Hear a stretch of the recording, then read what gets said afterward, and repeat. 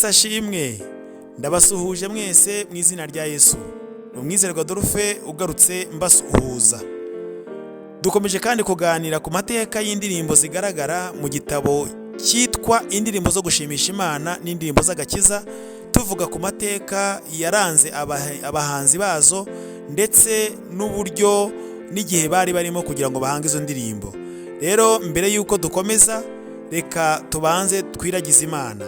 Turagushimye Uwiteka Mana ikomeye, turagushimye uburinzi bwawe bwiza, uri Uwiteka Imana Nyiringabo, niwe waturinze, niwe watwitayeho, none uduhaye umwanya Mana kugira ngo tuganire. Ndakwinginze kugira ngo buri wese Mana kuri iki kiganiro umugire neza, kandi inzara n'inyota afite zo kumva ubuhamya bwa mwene data uyu wahanze iyi ndirimbo, bitume mwa Imana yacu bigira icyo bimumarira, ubugingo bwacu bukomeze kubakika, maze data dukomeze gutegura urugendo neza, kuko dufite abatubanjirije banyuze muri iyi nzira, natwe tumenye ko twe ba mbere, ahubwo bidutera inzara n'inyota zo gukomeza gushakisha umwete, tuzabane nawe iteka ryose mu izina rya Yesu urakoze, amena. Ndabasuhuje rero mu izina rya Yesu, abari ahatandukanye, abari ku mugabane w'Uburayi, abari ku mugabane w'Afurika, abari ku mugabane w'Amerika, abari mu bihugu bitandukanye bakurikiranye channel yacu, turabasuhuje mu izina rya Yesu, tubifuriza amahoro y'Imana. Uyu munsi rero nifuje ko tuganira ku mateka y'indirimbo ya 35 mu ndirimbo zo gushimisha. Ni indirimbo yitwa mu Kinyarwanda mu ntangiriro zayo zitwa ngo Umpe Kukwegera Mana Yanjye. Ni indirimbo igaragara mu cyiciro cy'indirimbo zo gusenga. Reka tubanze turirimbeho gato, tuyiririmbe. Ndabona ntabwo ari indirimbo ndende, turaririmba ibitera byayo byose uko ari 4, hanyuma ubundi tugaruke tuganira ku mateka y'uwayihanze. Umpe kukwegera Mana yanjye, naho twafatanya umusaraba, nagumya kwishima nkajya ngusenga nti umpe kukwegera Mana yanjye, umpe kukwegera Mana yanjye, jyundengera iteka ngumye nkwizere, ntewe na Satani ujyundwanirira, umpe kukwegera Mana yanjye, naho natungurwa n'umwijima, nkisegura ibuye mbaye jyenyine, nzabe nka Yakobo ndota ibyo mu ijuru, nkomeze nkwegere Mana yanjye, wakinguye ijuru Mana yanjye, urwego ruriho rutugezayo, mugenzi komera byusabite kuti tujye tugumana Mana yanjye. Amina. Reka dukomeze tuganira. Imana ishimwe cyane kuko yaduhaye umwanya. Iyi ndirimbo ni indirimbo yahimbwe n'umukobwa witwa Sarah Flower Adams, cyangwa se Sarah Flower Adams. iyi ndirimbo yayanditse kuko ni yayanditse bwa mbere ayandika mu rurimi rw'icyongereza. Mu rurimi rw'icyongereza yitwa ngo nearer my God to thee. Hano harimo terime y'icyongereza yakoreshwaga kera, ariko wavuga ngo nearer my God to you. Mu rurimi rw'igifaransa iravuga ngo mon Dieu prie près de toi. Uwiteka cyangwa se Mana yanjye mbe hafi yawe. Niko iyo ndirimbo yitwa, ubwo ni mu ndimi eshatu. Ayivuze ngo yanditswe na Sarah Flower Adams. Uyu Sarah Flower Adams yavutse ku itariki ya 22 z'ukwezi kwa kabiri mu 1805. Avukira hitwa Old Harrow mu Bwongereza. Hanyuma atabaruka ku itariki ya 14 z'ukwezi kwa munani mu 1848. Yapfuye akiri muto cyane kuko yapfuye afite imyaka 43. Urumva yarakenyutse, niko twavuga mu rurimi rw'ikinyarwanda.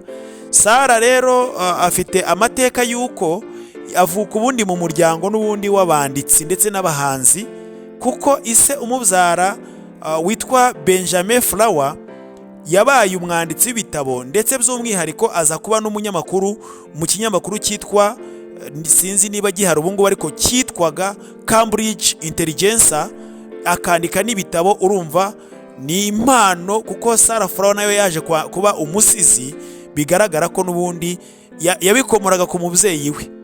Hanyuma ubundi ababyeyi be Sarah Flower afite, narimvuze papa we ariko witwa Benjamin Flower wabaye umunyamakuru, ariko afite na mama we witwa Eliza Gould.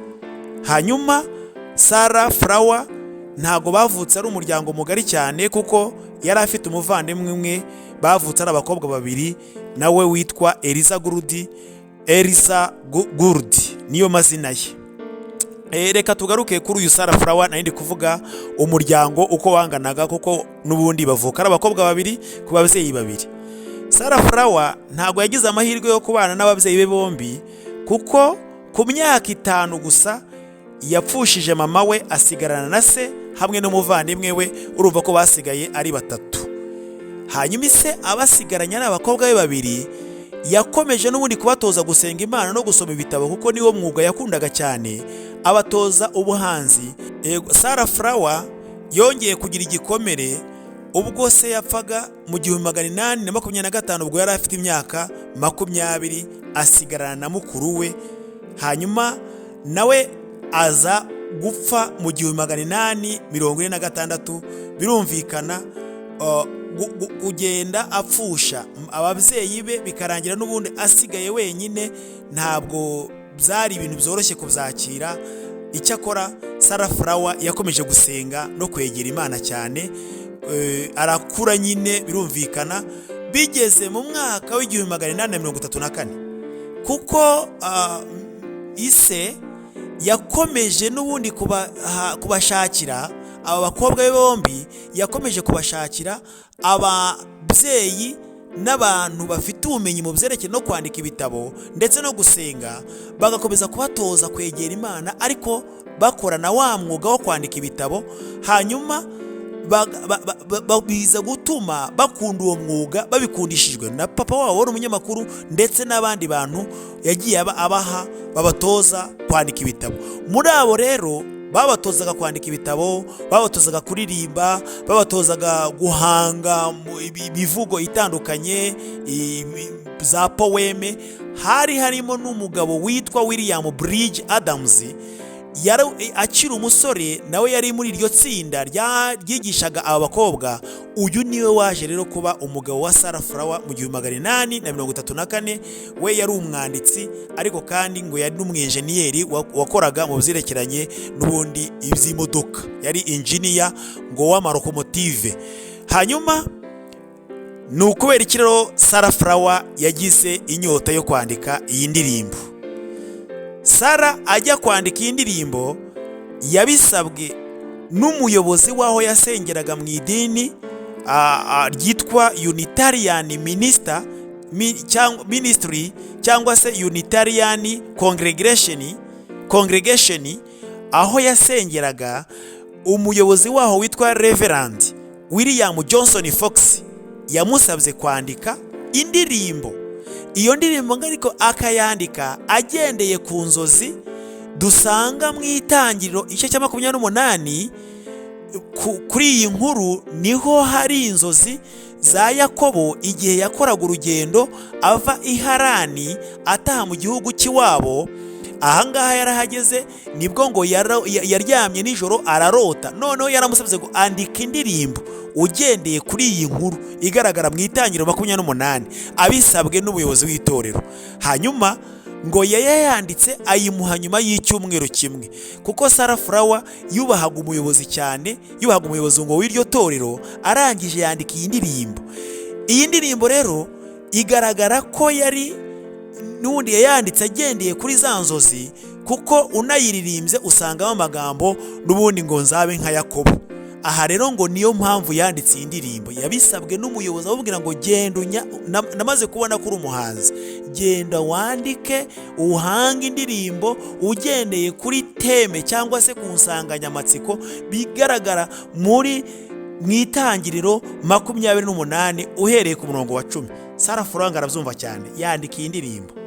Hanyuma iyi ndirimbo rero yaje kwamamara mu Bwongereza, ifite amateka maremare kuko yaje gukundwa kugeza ku rwego ibwami bayikunze.